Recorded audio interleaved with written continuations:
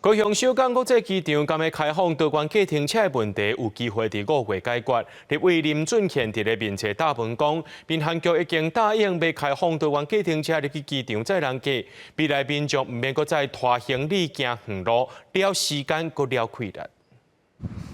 因为人客找无所在，行李搁济，但是高雄国际机场无开放多元计程车入去载客，司机只好行入去找人客，斗3工塞行李出机场。高雄机场目前敢若开放白班计程车会当载客，虽往去年底高雄市交通局伫机场对面规划多元计程车的停单区，不过大约有500公尺远，民众若是拖一堆行李，都爱行这么远。民众讲，政府这款规定实在真不合理，很不方便，不便民。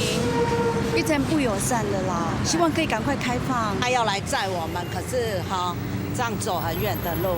真的很不方便。真侪民众建议开放多元计程车入去高雄机场载客，即卖可能有希望会当实现。立委林俊宪24时暗时伫面册答问讲，民航局已经答应修改20年的规定，要开放多元计程车，也是预定的计程车空车入去载客。这个消息可真侪稳将听一个目睭拢紧起来。 局长有答应啊，局长讲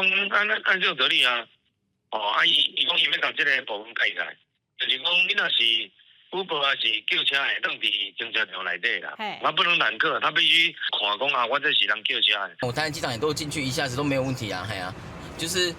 客人出来了，我们通知我们就开进去，接着就走了，不会有警察来威胁说要开单，或者是一些排班计程车会来刁难你什么。听到的另外一种的讲法是讲。 民航局伊开放咱计程车、空车你去内底，但是你去内底，比如讲你会当停车，你会当去便所。虽然民航局长有答应开放，不过高雄国际机场表示，目前也阁需要等待5月份的公听会开刷，收集各界意见了后，才知影刷落来安怎做。开放也无时间表。记者柯家族柯朝阳高雄场报道。